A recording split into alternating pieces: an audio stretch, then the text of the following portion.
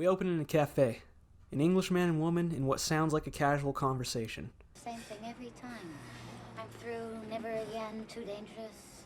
I know, that's what I always say. I'm always right, too. However, this escalates through discussions of robbery until reaching a crescendo wherein the duo pulls out a pair of pistols to initiate the very robbery they just discussed. Everybody be cool, this is a robbery! Any of you fucking pricks move! And I'll execute every motherfucking last one of you! We will not see either of these characters again until the end of the film.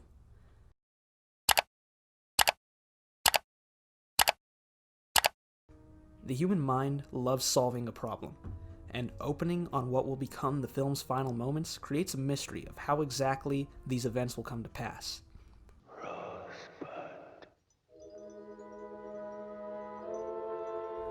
For most of the viewing of Pulp Fiction, you are left to wonder what the two robbers have to do with the story, and it ultimately creates a sense of satisfaction when we get these answers in the final scenes.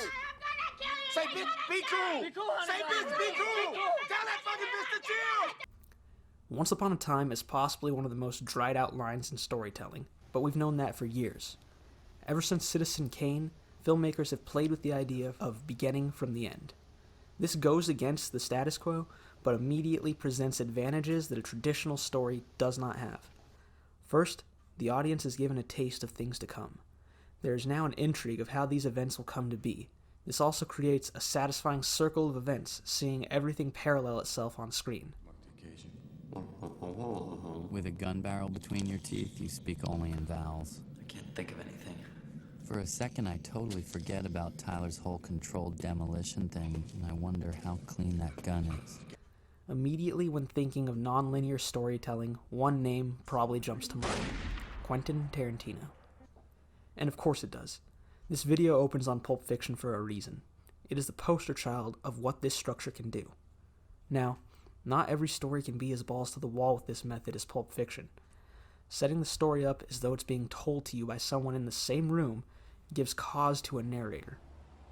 Forrest Gump is presented to us through the motif of him telling his life story to people who wait for the bus with him. He tells his story from beginning to end, but always returns to the bench, the now, if you will. Hello.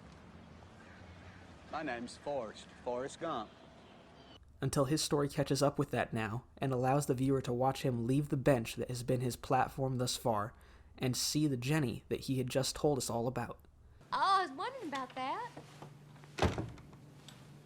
Is this your house?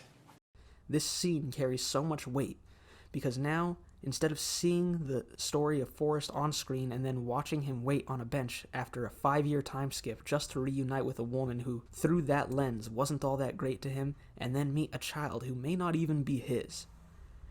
Instead, we see Forrest reunite with a woman that has been the main focus of what he sees as his own life story, and her child, who he is overjoyed to learn is also his.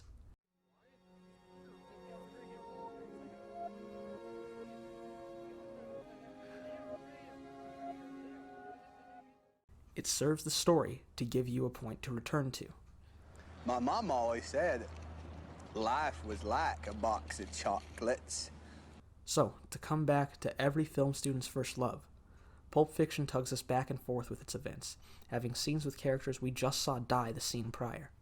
This keeps up the interest and causes us to question the events that take place and how these characters we've already had our first impression of ended up here before we've seen how they ultimately end up. It would be difficult to find anything new to say about these films, but I think it's rather easy to say that movies today could benefit from taking this approach. Now, we open again in a cafe. We've seen hitmen carry out business. We've seen one of those same hitmen take his boss's wife out on a date-not date.